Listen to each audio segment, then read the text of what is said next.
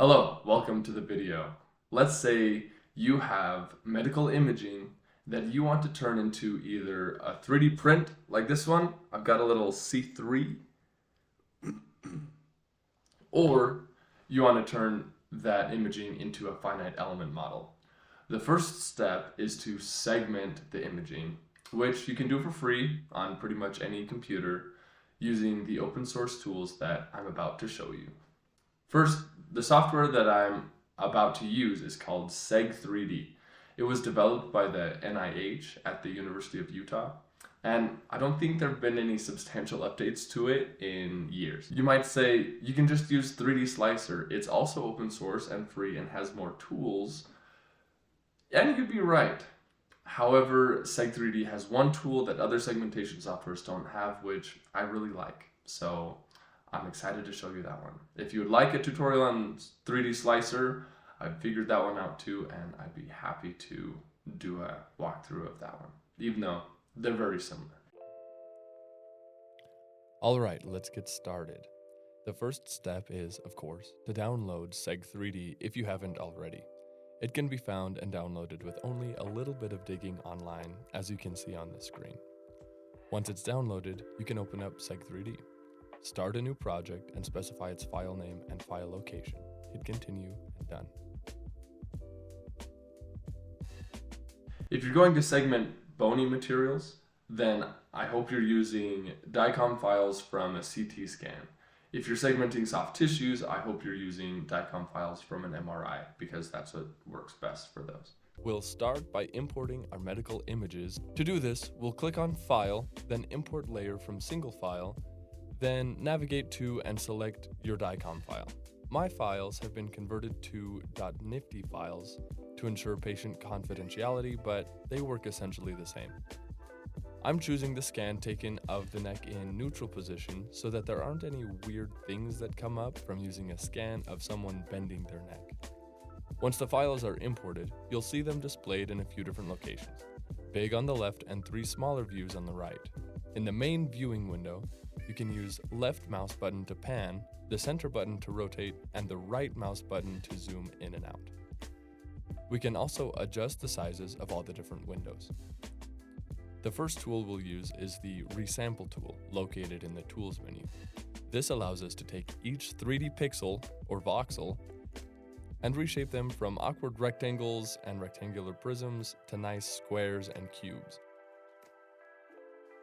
To do that, I will uncheck Constrain Aspect and adjust the slider values so that they are all as high as possible while being equal in the end. You'll notice that when I select a tool, it shows up on the left side menu, and when that tool is used, it usually creates a tab on the right side menu. This menu is designed to be like Photoshop in that there are layers that build off of and on top of each other as we segment these files. Each layer can be edited or rearranged individually. So now that we have a new resampled layer created based off the original imaging, we're going to select it to use that as our new base layer and move to our second tool, Threshold, which can be found in the same place. The Threshold tool allows us to select pixels based on a range of pixel brightnesses using these sliders. Since bone shows up brightest in CT scans, and that's what I want to segment, I will leave the max slider as high as it will go and move the min slider until I see, as close as possible, all the bone and nothing but the bone. If I change the main view to one of the planes, I can see even better. Once it looks good, I hit Create Threshold Layer, and a new layer on the right is created in orange. You'll notice that all the bones are highlighted though, and it's best practice to segment each bone one at a time. I've already done the base of the skull, C1, C2, and C3, so it's time to do C4. That's where our next tool comes in, the one that's special to Seg3D, Grow Cut. This time, we're going to uncheck the Always Active Layer button and make sure our resampled layer is selected. Then, since we haven't used this tool yet, we hit Initialize Masks.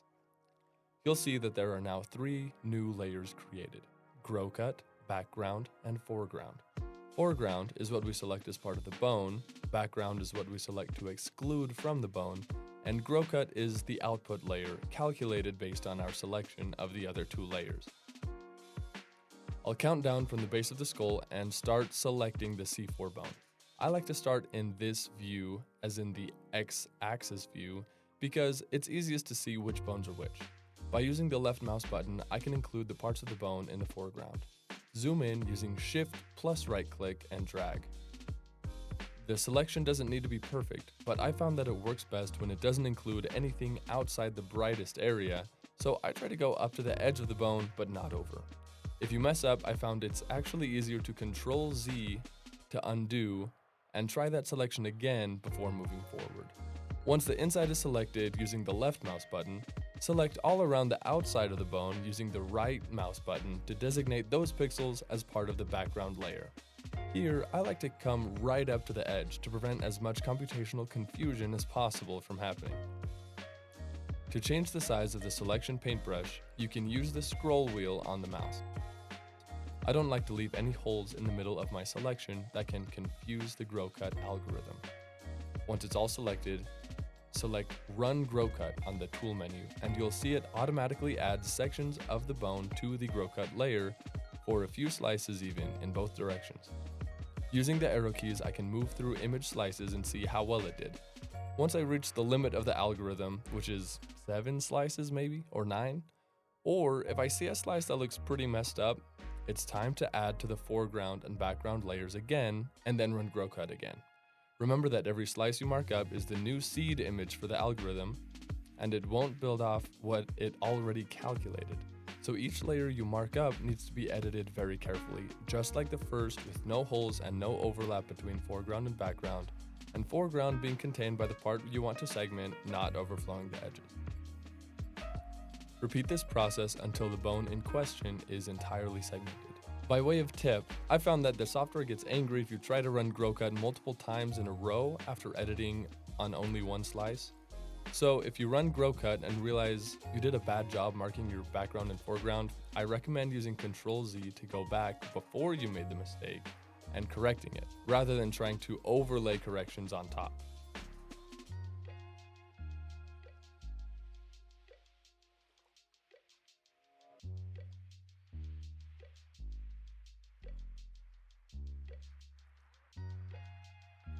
Make sure to save your project often too.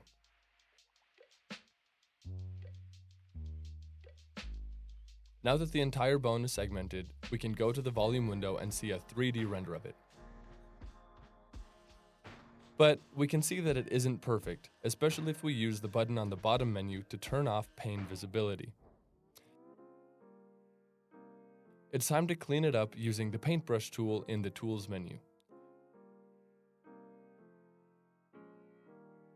First, I make sure the Grow Cut layer is selected since that's the layer I want to edit. I used the left mouse button to select pixels that the algorithm didn't realize should be part of the bone, and the right mouse button to erase pixels that shouldn't be. As I'm doing this, I'm watching for bright parts that were missed and dark parts that were accidentally excluded. I'm also looking to clean up rough edges and eliminate voids within the material. Doing a good job getting a reasonably clean model with this step prevents an absolute nightmare in the smoothing step outside of 3D Slicer. Using the arrow keys to move through the slices, we do this on every slice of the bone.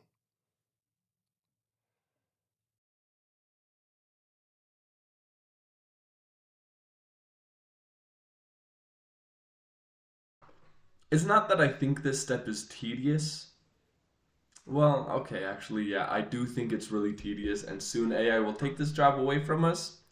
Like, the tools already exist, they just aren't quite good enough yet, and I look forward to that day. For now, we press on.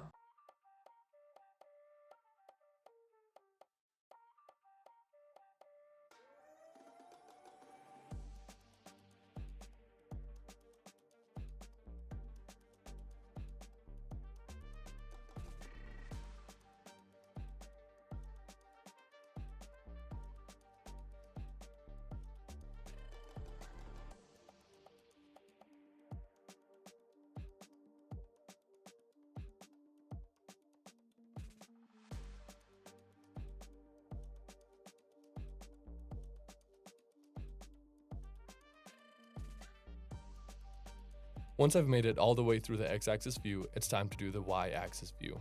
Thankfully, this one will go a little bit faster, but it's still slow.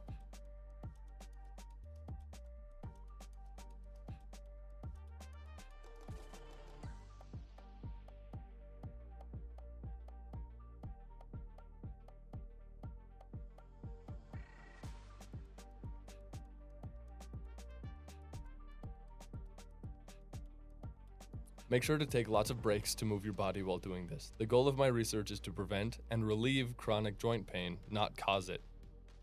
There's no need to get carpal tunnel over this.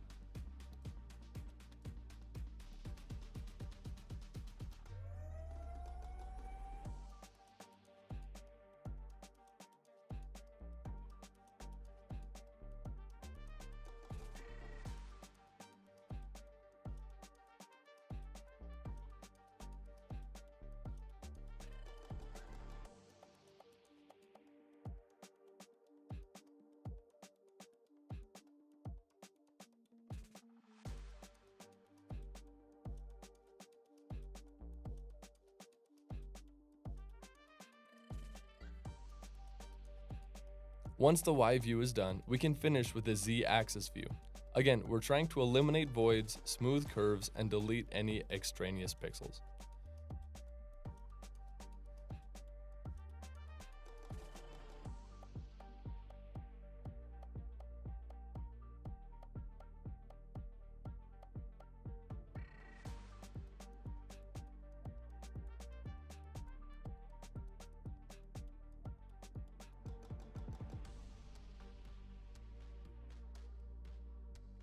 Once that's finished, we can look through each of the views one last time, inspect the 3D view,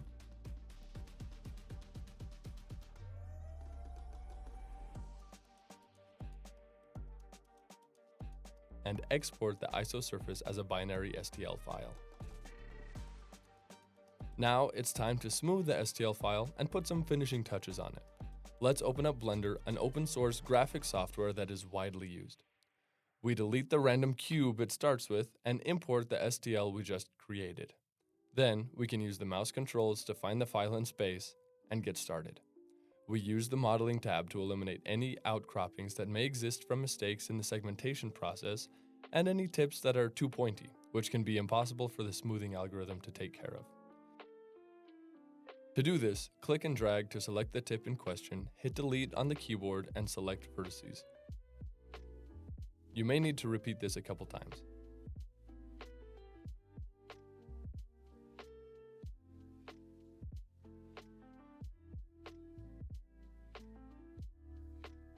We can't have gaping holes in our model though, so we need to select the rim of the hole using Alt plus the left mouse click button, and then we hit Ctrl and F on the keyboard and select Grid Fill. It may take some tweaking to get a perimeter that it likes for this. Repeat the process with any other issues you see.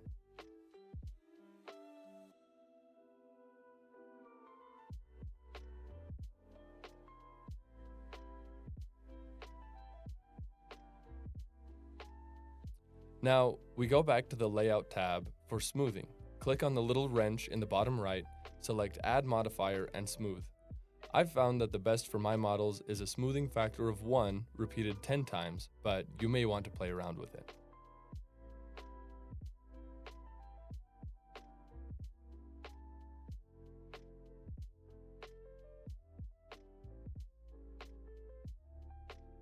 Now we can do our last touch-ups in the Sculpting tab and select Smooth.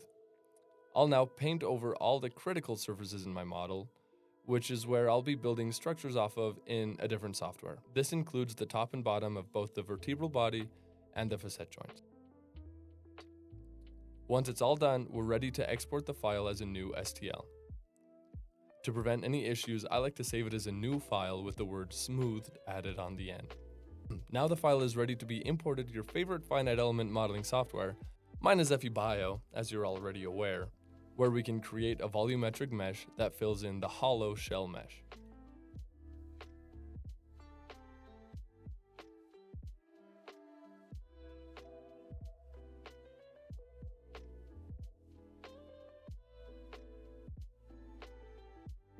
It's also ready to be 3D printed, which I will do now on my printer.